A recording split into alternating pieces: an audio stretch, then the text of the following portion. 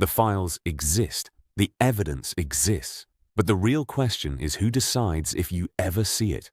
Jeffrey Epstein didn't just run a criminal network, he had access to some of the most powerful people on Earth. Presidents, billionaires, royalty, and then in 2019, he died inside a federal prison on suicide watch. No cameras working.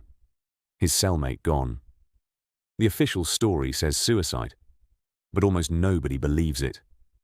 Because after his death, investigators seized everything: hard drives, flight logs, photographs, documents, evidence that pointed to something far bigger than one man.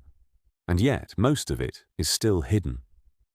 Then there's Ghislaine Maxwell, convicted, sentenced to 20 years. But the names she gave, sealed, redacted, protected. Here's where it gets uncomfortable. When ordinary people commit crimes, records become public. But when powerful people are involved, everything slows down. Documents disappear. Cases drag on. Information gets sealed. It starts to feel like a completely different system exists. In 2024, a court unsealed part of the files. Names appeared. Powerful names. And then, nothing. No major arrests, no resignations, no real consequences.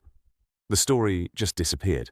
Some journalists believe this isn't random, because the people who are supposed to investigate may be connected to the same system being investigated.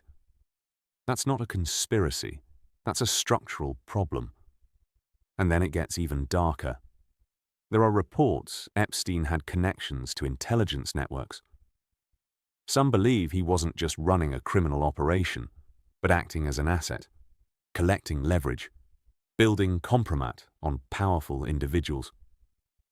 If that's true, then who was he working for? Who was protecting him? And who benefits the most from those files staying hidden?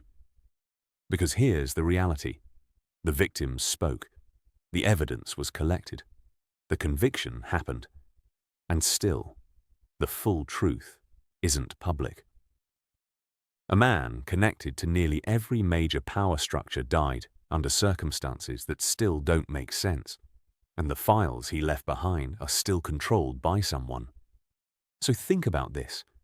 If the full Epstein files were released tomorrow, completely unredacted, every name exposed, what do you think would actually happen?